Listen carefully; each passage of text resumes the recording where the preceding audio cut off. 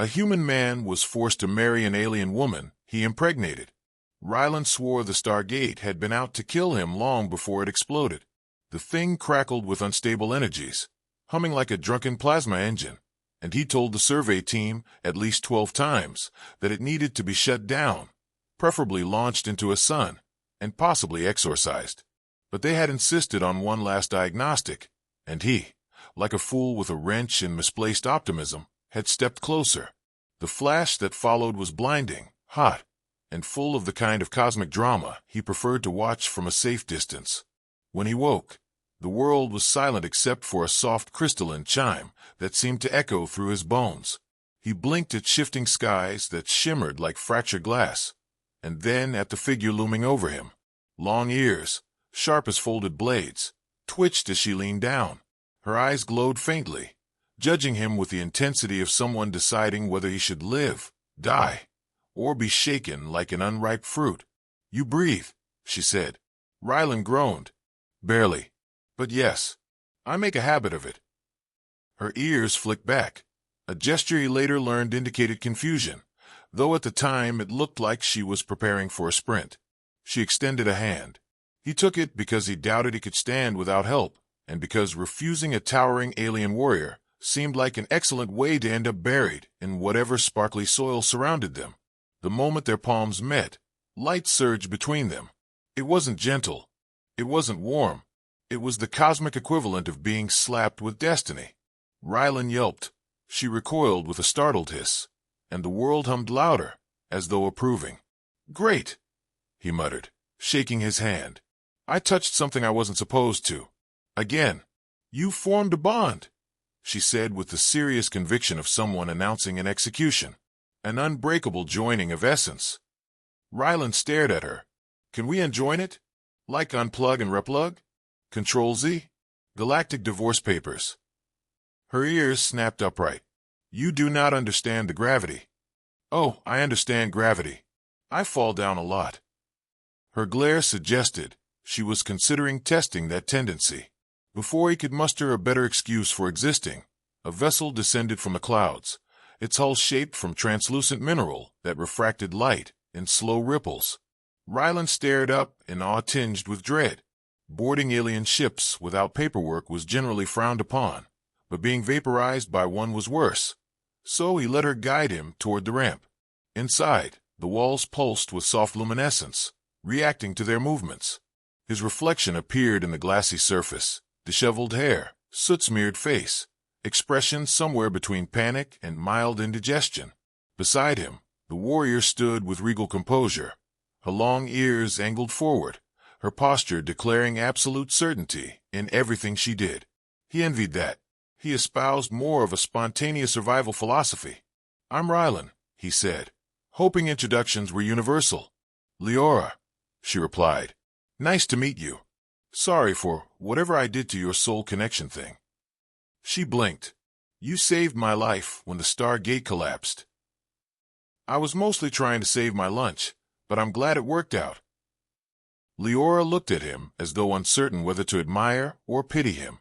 "Your humor is strange." "I get that a lot." As the vessel soared away from the shattered ruins of the gate, he tried not to think about the fact that he had no idea where they were going. Liora seemed unconcerned, standing with the calm assurance of someone who trusted the universe not to drop her. Rylan trusted the universe to drop him, sometimes repeatedly, preferably onto sharp objects. They landed on a world that shimmered like it had been sculpted from frozen starlight.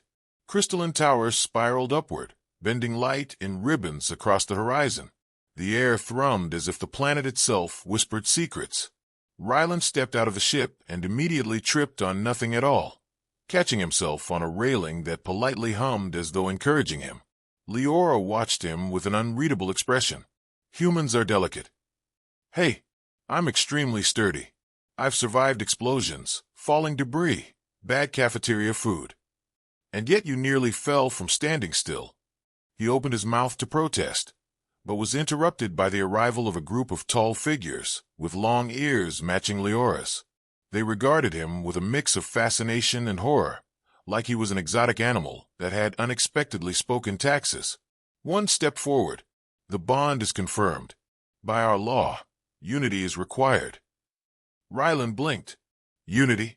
That sounds ceremonial. Possibly dangerous. Please define unity. Liora lowered her voice. Marriage. He choked. Marriage? As in marriage? With vows and legal obligations, and relatives who judge your outfit choices. She tilted her head. Yes. Rylan took a slow breath, then another, then considered fainting but decided he didn't want to be horizontal in front of strangers. Maybe we should discuss this. Preferably over snack. Do you have snacks? Stress snacks? Ritual snacks? The elders looked offended. Liora looked amused for the first time. You will come, she said, placing a steadying hand on his arm. Sparks danced again between them, and he felt it all the way to his toes. Do not fear. I will guide you. Fantastic, he whispered. I always wanted to be guided into accidental matrimony on a planet made of gemstones. Liora's ears twitched. You complain strangely. It's a coping mechanism. Does it work? No. And yet, as she led him into the heart of her gleaming world, something in the bond pulsed with unexpected warmth, an echo of connection he did not understand, but could not ignore. The path ahead shimmered, uncertain, dangerous, absurd, and shimmering with alien light. Rylan followed anyway, because the alternative involved staying behind alone, and because, despite everything, her presence steadied him in a way he wasn't ready to admit. Rylan's introduction to Liora's world continued about as smoothly as a shuttle landing performed by a toddler. The crystalline hall they entered resonated with low harmonic tones, each step triggering faint ripples of light that chased across the floor. Rylan tried to walk with dignity, but the floor shifted under his boots like a lazy tide, making him wobble with every other step. Liora noticed, of course. Her ears tipped forward, the alien equivalent of watching a comedy show.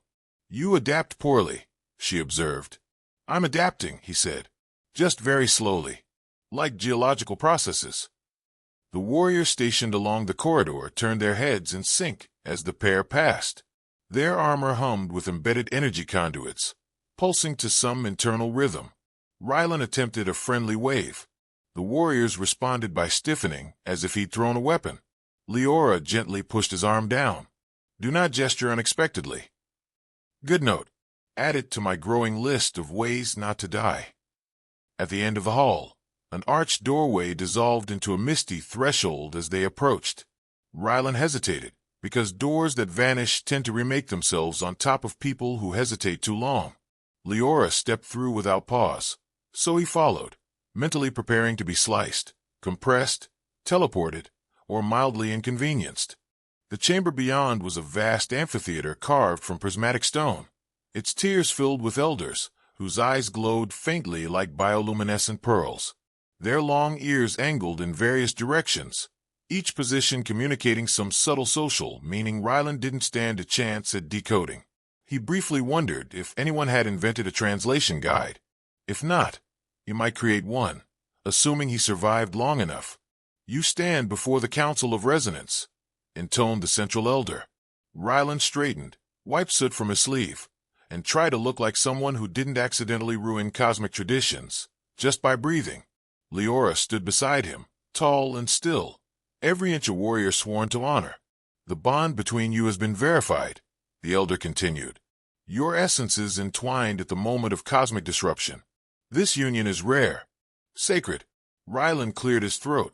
Just to clarify, when you say sacred. Liora's elbow nudged his ribs in polite, but firm warning. The elder went on. Your unity ensures balance between your peoples.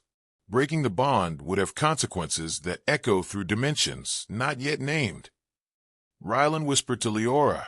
So that's a no on the annulment? She whispered back. Be silent. To his immense credit, he tried. The council began chanting in harmonic layers, their voices merging with the resonant hum of the chamber. The sound grew, swirling through the air like a physical force. Rylan felt it tug at something deep inside him, not painful but unsettling, like realizing a floorboard beneath his foot was less solid than it looked. The bond pulsed in response, sending a warm current up his arm, where Liora's presence brushed against his thoughts. He jerked slightly. "Did you hear that?" "Hear what?" she murmured. "Something like your voice, but inside my head, which is concerning because most things inside my head are poorly organized." Her ears tilted forward. Communication through the bond is possible, but only in moments of heightened energy. "Great. So we're telepathic now. Perfectly normal day." The ritual ended abruptly, the harmonic sound snapping off like a distant power grid shutting down. The elder raised a hand. "Your preparation begins now. The ceremony of unity will occur at the next cycle." Rylan blinked. "Preparation? Is there a manual? A pamphlet? Preferably something with diagrams." One elder leaned forward. "You will undergo training." "Training? For marriage? I thought that was more paperwork than combat." Liora stepped in before he could dig himself deeper. "He will learn." "We hope so," another elder murmured, eyeing Rylan as though evaluating whether he was likely to fall apart under mild stress. After the council dismissed them, Liora guided him out a side corridor. The hallway was quieter, lit by soft flickers of mineral light. She walked with smooth, precise steps while he stumbled along beside her. "So," he said, "does every marriage here involve training? Because if Earth required that, our divorce rates would plummet or spike." "Hard to say." "It is not combat training," she replied. "Not fully." "That's reassuring in the least reassuring way." They emerged into a courtyard where crystalline pillars formed spiraling patterns.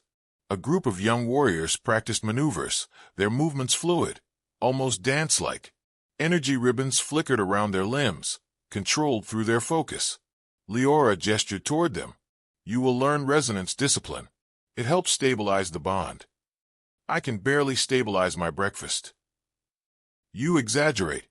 He pointed at a warrior who leapt 10 feet into the air, spinning through a glittering arc of light. "I cannot do that." "No one expects you to."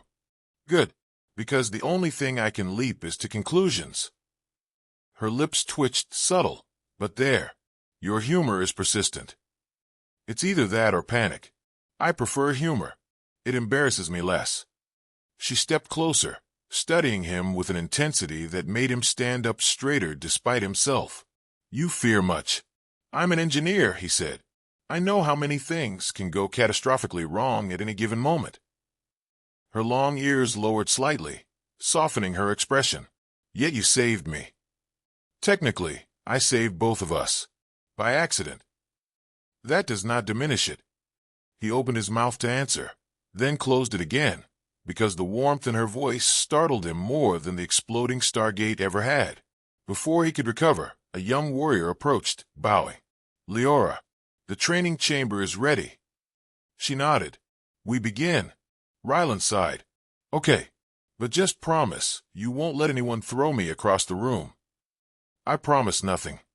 "Terrifying," he muttered, following her. "But fair."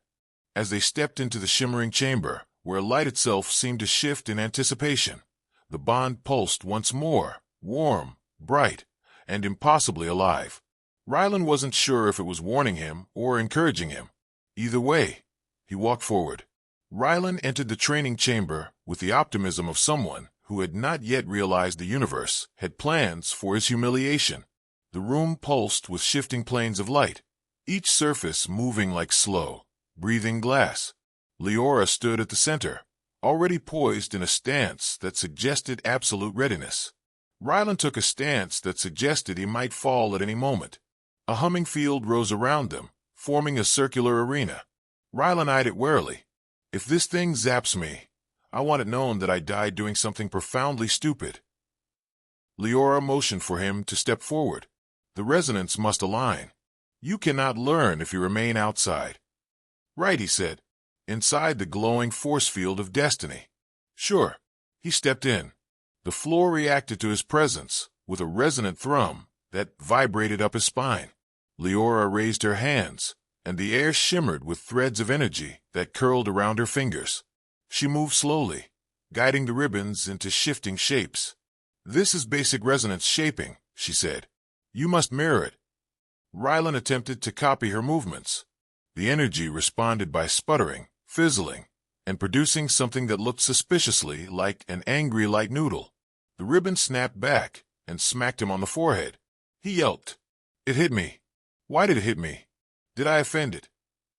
You lack focus, Liora said, though her ears flicked in amusement. Try again. He tried. The light noodle hit him again. Okay, he muttered. So it has a personal grudge. Liora stepped behind him, guiding his arms. The bond pulsed at her touch, a warm surge that steadied his movements.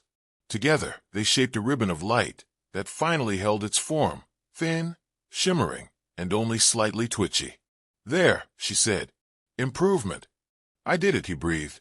With help. A lot of help. Possibly illegal levels of help. She gave a soft laugh. If it eases your training, it is allowed. He tried to respond, but the training platform suddenly shifted, rising into the air like an elevator with no regard for comfort. Rylan grabbed the nearest stable object, which happened to be Liora's arm. Apologies, he said quickly. Pure survival instinct. You may hold on, she replied, steady as always. The platform floated into a higher chamber, where crystalline nodes flickered like floating stars.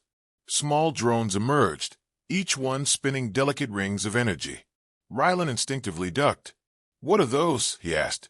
Resonance probes, she said. They test reflexes. By doing what? Asking questions. Because I can fail that too.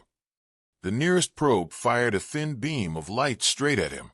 He squeaked and jumped behind Liora. It tracks movement, she explained calmly, stepping aside, so the next beam shot directly past his shoulder. What? Why would you, Liora? You must learn. For the record, he said, attempting to dodge another beam. This feels less like learning and more like dodging aggressive flashlights. Liora demonstrated a sweeping motion with her arm. Energy flared from her palm, forming a barrier that deflected several beams at once. The probes responded by whirring angrily. Your turn, she said. He attempted the same movement. His barrier formed, but it was lopsided and flickering like a dying hologram. It deflected one beam, then collapsed in a sad puff of sparks. Progress, Liora said. That was progress. My shield died of embarrassment. Liora stepped closer, adjusting his stance. You rely too much on fear. I rely on fear because it's reliable. She placed a hand over his, guiding him through the motion again. This time the shield formed more securely, shimmering with faint echoes of her strength through the bond. He exhaled. Okay, that felt not terrible. The bond pulsed again, stronger this time, like a cord plucked deep within him. Liora's expression softened for a brief moment, her long ears lowering slightly.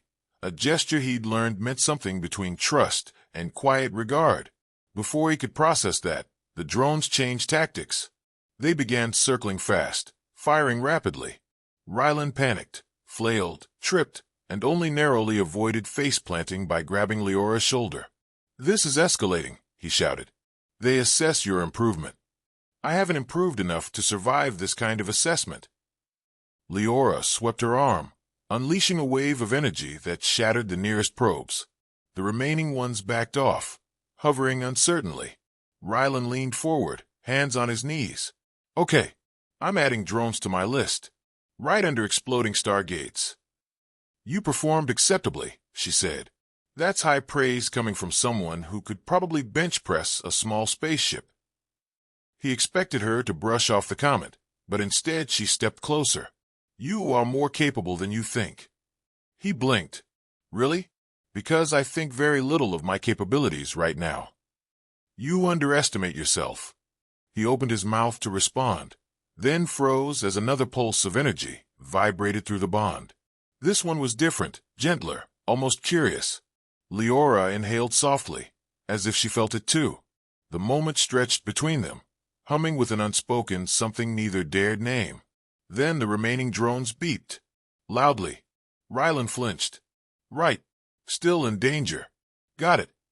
Liora flicked her wrist, disabling the drones in a single fluid motion. Training is complete for today. Wonderful, he said.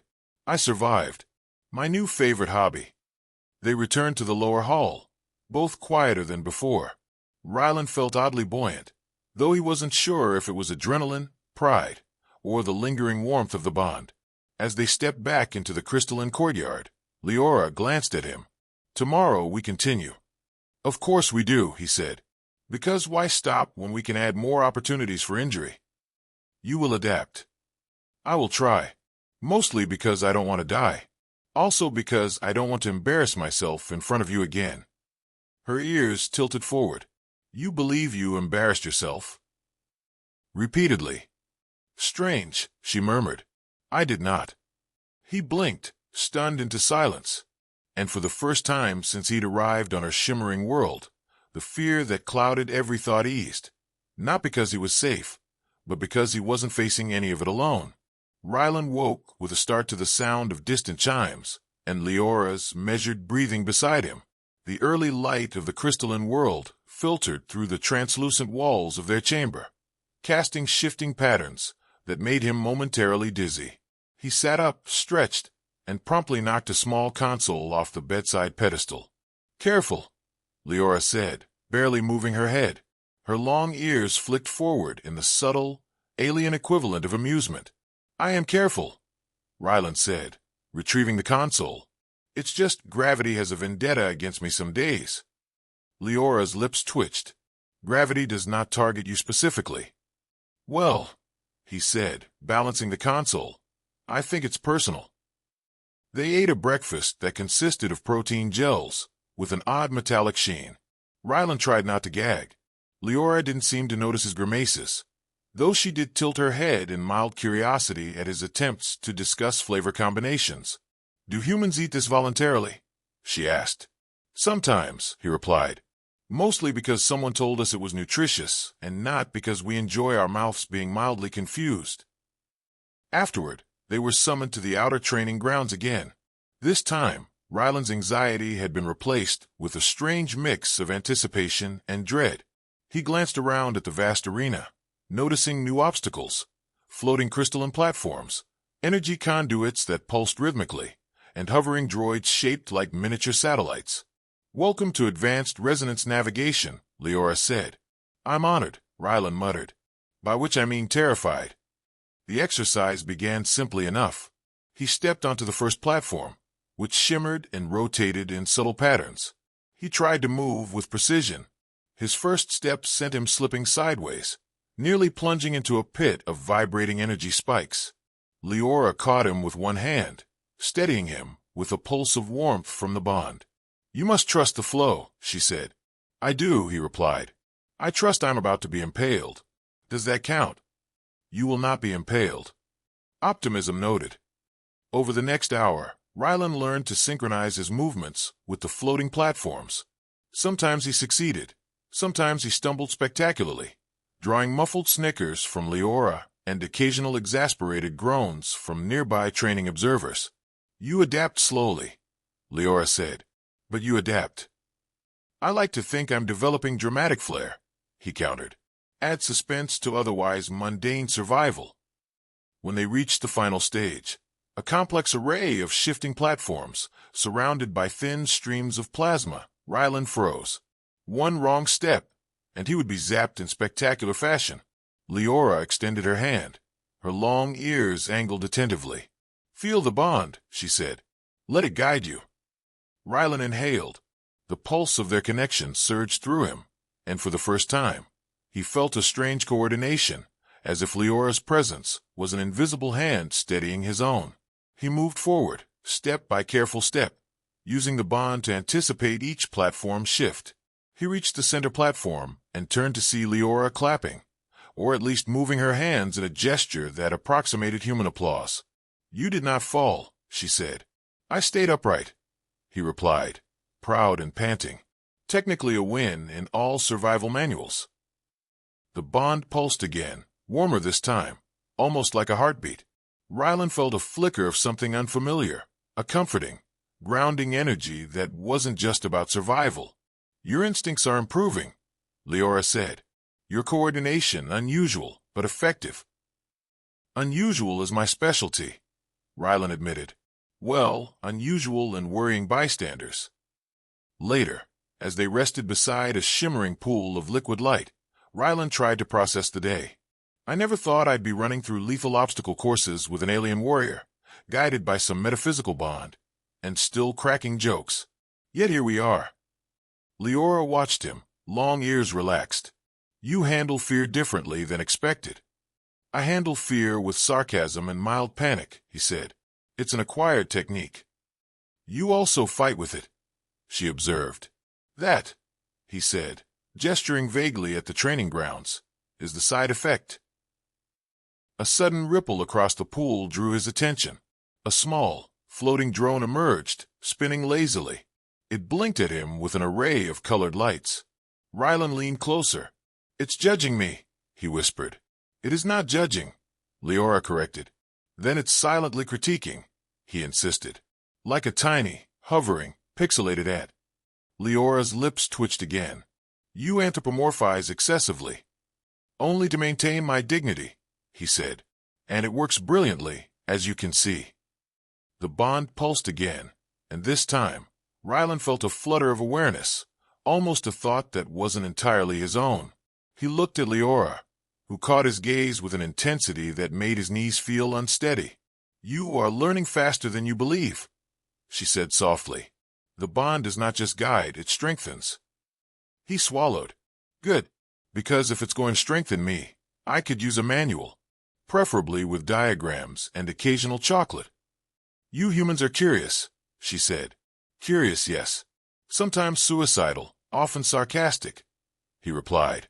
As the light of her world dimmed toward evening, Rylan realized that surviving the day had taught him more than technique. It had taught him rhythm, trust, and the unexpected comfort of a presence that pulsed through him, guiding each step.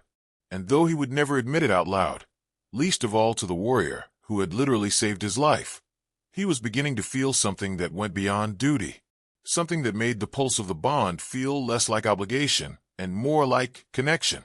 He tried to make a joke to break the intensity. Next time, maybe a low-stakes puzzle. You know, like assembling an exploding stargate. Leora's ears twitched, a subtle upward tilt that suggested amusement. You will survive, she said, or die spectacularly trying. He added. You adapt, she said again. And I promise to keep the comedy coming, he said. And for the first time, neither of them laughed at his expense. It felt mutual. The day of the ceremony arrived with a quiet hum of anticipation. Rylan stood at the threshold of the grand hall, fidgeting with a ceremonial sash that did little to conceal the smudges from his ongoing mishaps in training. Liora appeared beside him, calm as always, her long ears tracing subtle patterns in the air, as if reading the energy of the room. He swallowed, realizing for the first time that he wasn't just nervous about the ceremony itself. He was nervous about facing it without his usual defenses, sarcasm and avoidance. You are tense, Liora said. I'm merely alert, he replied. Alert to the possibility of falling into awkward cosmic law violations, or tripping over your entire world, which seems equally likely.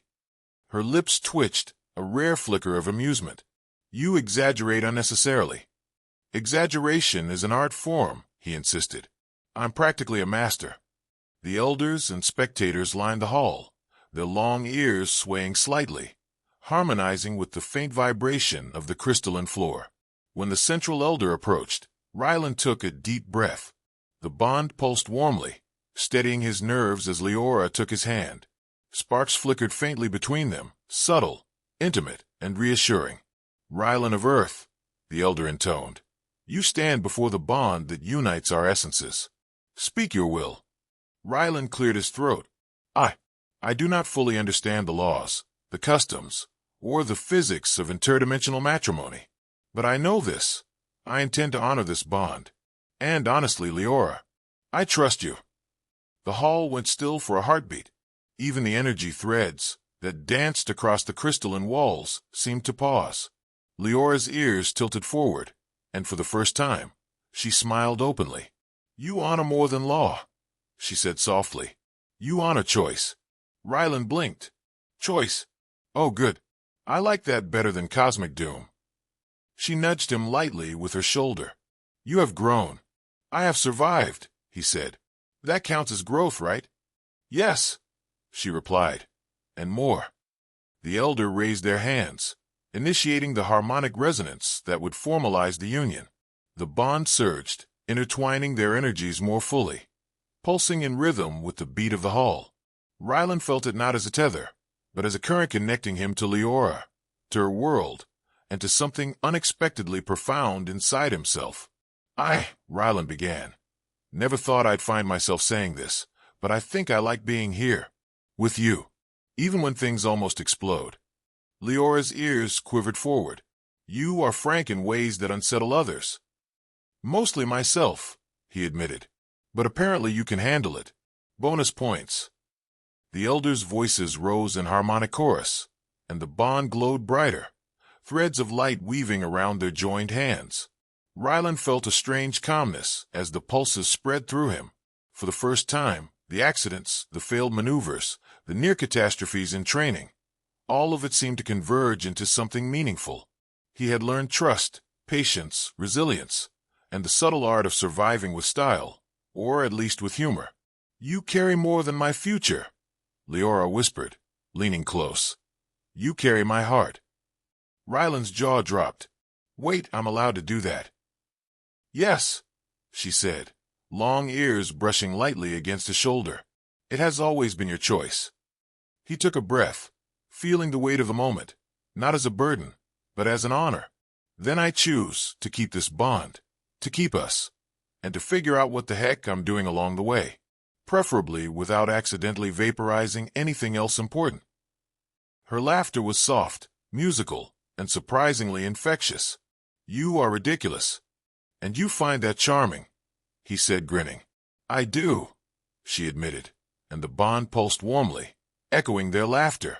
After the ceremony, they stepped out onto the terraces of the crystalline city. The sun, or whatever stellar body governed this orbit, reflected across the towers, scattering light in fractals that seemed to dance in celebration. Rylan looked at the city, the warriors, and the elders who had once seemed so distant, and realized he no longer felt like an outsider.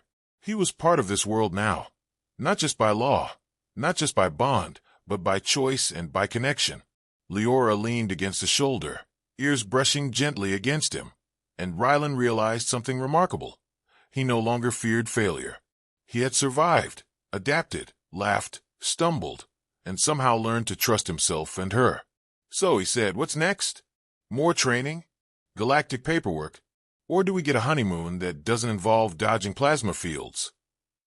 Perhaps a combination, Liora replied, ears twitching with faint amusement. But first, rest. Rylan exhaled, letting the weight of the last trials melt from his shoulders. Rest, noted, followed closely by more minor panic, just to keep things interesting. Her smile broadened. You are persistent in chaos. And you are patient in chaos, he said. I'd say we're a perfect match, except we both survived it, which is unusual. Together, they walked into the heart of her world, hands clasped, the bond thrumming warmly, and Rylan realized that he had been changed in ways he could never have predicted. He had entered a world of alien laws, perilous training, and cosmic obligations, but he left it with something far greater: trust, connection, and the knowledge that even in the strangest circumstances, he could find a place to belong, and a heart to belong to. And as the city shimmered around them, alive with light and resonance, Rylan couldn't help but joke one last time. So, next time we save the galaxy, maybe we start with snacks first? Liora's laugh echoed beside him, and for the first time, he believed that some accidents were worth every spark of chaos. The end.